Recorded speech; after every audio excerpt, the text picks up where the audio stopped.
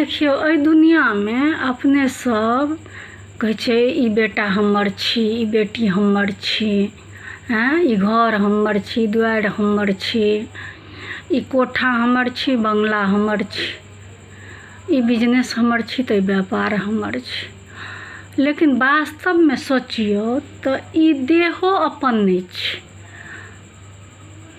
कखन छी, आइ छी आ एखने 5 मिनटके बाद की हैत केओ नहि बुझैवला छथि।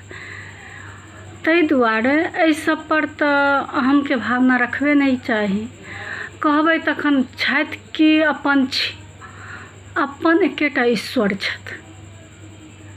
ईश्वर जे छथि सएहटा अपन छथि, हुनका चरणमे अपना आपके समर्पित कऽ देबाक चाही।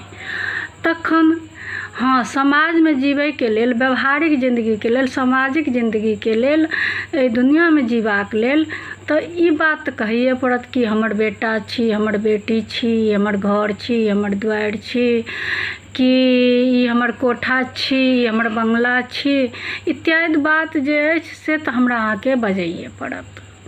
लेकिन वास्तविक रूपमे एकटा भगवाने हमर अहाँके छथि, हुनका चरणमे अपना आपके समर्पित कऽ